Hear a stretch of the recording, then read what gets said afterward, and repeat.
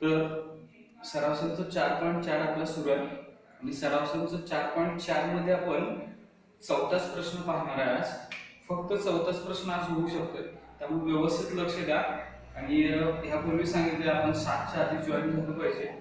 आणि दुसरी महत्वाची गोष्ट, उद्याचं लेक्चर चुकवू नका. सगळ्यात IMP गणित उद्या आपण शिकवणार आहे. तर चौथा प्रश्न बघा काय आहे. श्रीमती देसाई यांनी 100 रुपये दर्शनी किमतीचे शेअर्स, श्रीमती देसाई यांनी 100 रुपये दर्शनी किमतीचे शेअर्स म्हणजे शेअर्सची जी दर्शनी किंमत आहे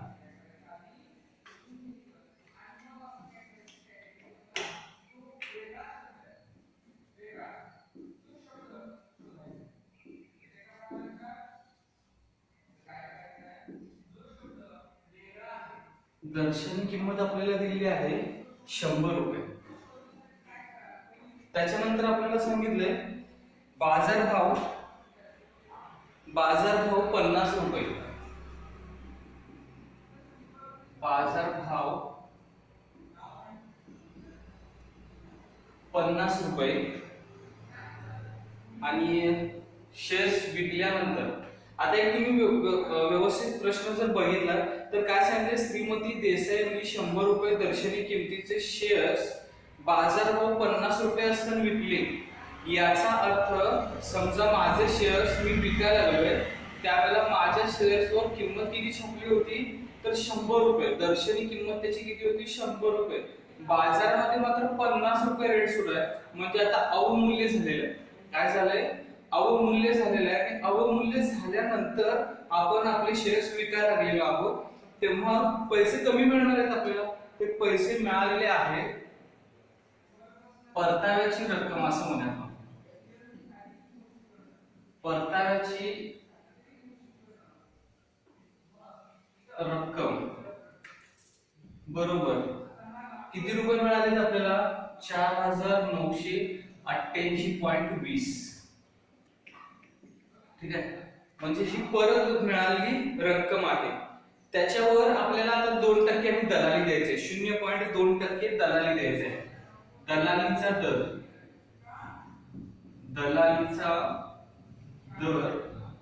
0.2%. दलालीवरील जीएसटीचा दर 18%. दलालीवर जीएसटी लक्षात ठेवा. नेहमी आपण आता ह्या उदाहरणांमध्ये दलालीवर जीएसटी करणार आहे. दलालीवर जीएसटी, ठीक आहे, जीएसटी आहे दलालीवर 18%. तर त्यांनी किती शेअर्स विकले ते काढा. प्रश्न ज्यांनी व्यवस्थित वाचला असेल त्यांना लगेच कळालं असेल की शेअर्स किती आहेत ते शोधायचं. बरं, माझ्याकडे दर्शनी किंमत होती 100 रुपये, त्याच्यावर 50 रुपये बाजारभाव सुरू होता. मी माझे शेअर्स विकले 50 रुपये दराने. मी एक शेअर्स विकलाय. 100 रुपये शेअर्सची माझी किंमत होती, 50 रुपयानं मी ते शेअर्स विकले. तुम्हीच विचार करा, तुमची एक वस्तू 100 रुपयाची, तुम्ही 50 रुपयानं विकला आणि त्या 50 रुपयानं सगळ्या वस्तूचा तो बॉक्स दिला तुम्ही, तर त्यावेळेला तुम्हाला 4988.20 पैसे म्हणजे रुपये 4988 रुपये 20 पैसे तुम्हाला परत मिळाले. त्याच्यावर तुम्हाला दलाली किती आहे तर त्याच्यावर तुम्हाला दलाली आहे, तुम्हाला दलाली म्हणजे दलाल तुमच्याकडून ते बॉक्स मधले शेअर्स ते विकण्याचा किती रुपये घेतोय 0.2% पैसे घेतोय. दलालीवर जीएसटी सुद्धा आहे 18%, तो तुमच्याकडूनच जीएसटी घेणार आहे. तर मग तुमचा शेअर्स किती होते हे आपल्याला शोधायचं आहे. ठीक आहे, तर आता आपण सगळ्यात पहिला समजा ही सगळी दिलेली इन्फॉर्मेशन होती. समजा श्रीमती देसाई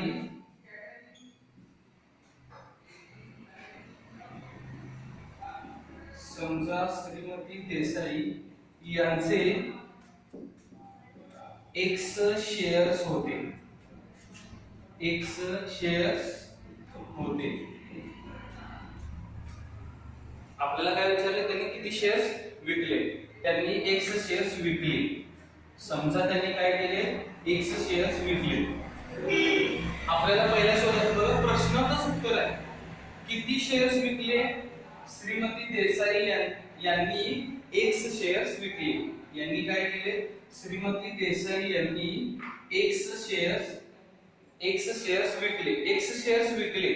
ठीक आहे. तर ज्यावेळेला ते X शेअर्स विकणार आहेत त्यावेळेला त्या शेअर्सची किंमत काढायची आपल्याला. त्या शेअर्सची किंमत काढायची आहे. तर आपण किंमत कसं काढतोय? आपण शेअर्सची रक्कम आपल्याला काढायची आहे की आपण एवढे शेअर्स विकले, आपल्याला एवढे रुपये मिळाले. मग आपण बाजारभावाने आपले शेअर्स विकतो. शेअर्सची एकूण रक्कम, शेअर्सची एकूण रक्कम ज्यावेळेला काढणार असतोय त्यावेळेला आपण काय करतोय? तर सगळ्यात पहिला काय करतोय? शेअर्सची संख्या गुणिले बाजारभाव. शेअर्सची संख्या गुणिले बाजारभाव. लक्षात ठेवा, आपण काय करतोय? शेअर्सची संख्या, किती आपले शेअर्स होते त्या शेअर्सच्या संख्येला बाजारभावाने गुणत असतो. मग आता शेअर्सची संख्या किती आहे? तर शेअर्सची संख्या आपण X मानलेली आहे. शेअर्सची संख्या काय केलेली आहे? X मानलेली आहे. आणि आपला बाजारभाव जो आहे तो बाजारभाव आहे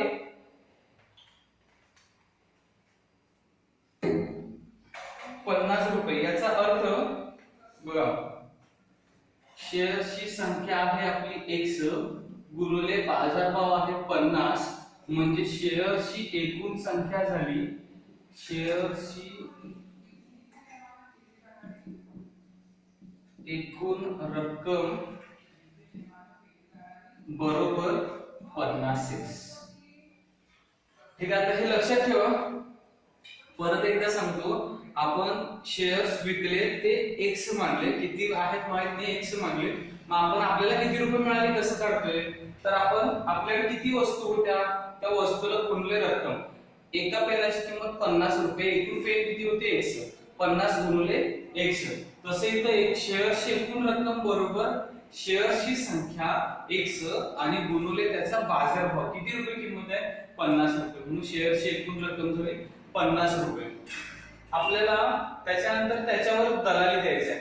आपली जी शेअर्सची किंवा आपला जो बाजारभाव असतो आपण काय करतोय? त्याच्यावर दलाली देत असतो.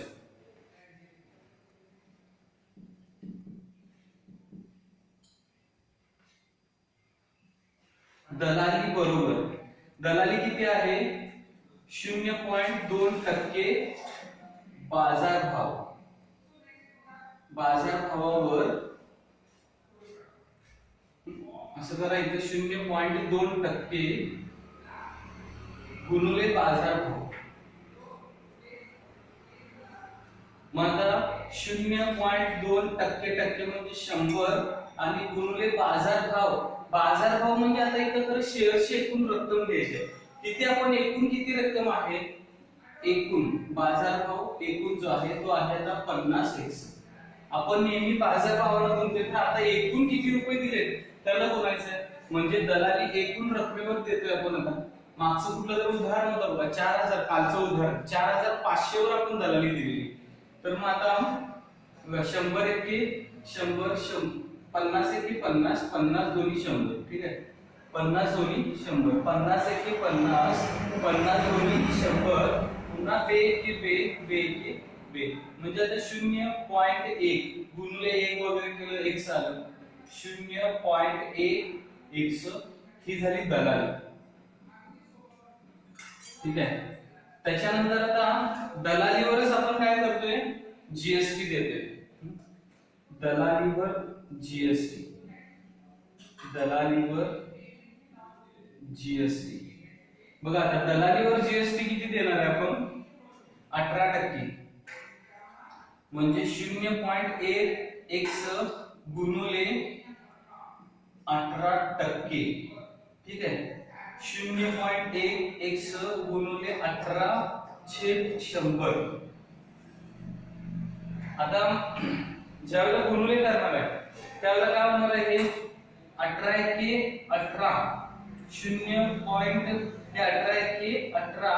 x आणि याला भागिले 100 पुन्हा आहेच. आपण काय करणार आहे, त्याला भागिले 100 करणार आहे. म्हणजे ज्यावेळेला भागिले 100 करणार त्यावेळेला पुन्हा 2 घरं झाल्यानंतर पॉइंट येणार आहे. पुन्हा काय होणार आहे, 2 घरं झाल्यानंतर पॉइंट येणार आहे. किंवा तुम्ही इथं जरी पॉइंट दिला तरी चालतंय. तर मी तसं सोडवले त्याच पद्धतीने तुम्हाला सांगतो. बघा 0.1 गुणिले इथं भागाकार केला तर 0.18 येणार आहे. 0. किती येणार आहे, 18 येणार आहे. आणि पुन्हा हे 18 आणि इथं 2 पॉइंट आहेत. आता 2 पॉइंट आहेत, ते 2 पॉइंट झाल्यानंतर म्हणजे इथं 18 आले. 18 आले. आपल्याला ऍक्च्युअली किती गरज झाला पॉइंट द्यायला पाहिजे, आता हे 2 आणि हे 1 3 गरज झाला पॉइंट द्यायचा आहे. त्यामुळं 0 येणार आहे. पुन्हा इथं पॉइंट आणि पुन्हा इथे 0 आणि 1 आहे. असं तुम्हाला हा भाग मला 2 वेळा समजावं लागणार आहे. हुशार आणि जे दररोज गणित ही भागाकाराची सोडवतात त्यांच्यासाठी जे गणित आहे. त्याच्यानंतर मग एकूण रक्कम त्यांनी किती घेतली, एकूण रक्कम एकूण परताव्याची रक्कम काय करायला लागणार आहे, एकूण त्यांना रक्कम कशी मिळणार आहे, त्यांची एकूण किती रक्कम होती त्यांनी मिळवलेली. तर बघा मी एकूण परताव्याची रक्कम बरोबर त्याच्या समोरच तुम्हाला लिहायचं आहे. त्याच्या समोरच लिहायचं आहे. त्याच्यामध्ये तुम्हाला काय काय मिळणार आहे, सगळ्यात पहिला तुमची शेअर्सची एकूण रक्कम आहे. एकूण शेअर्सची रक्कम, शेअर्सची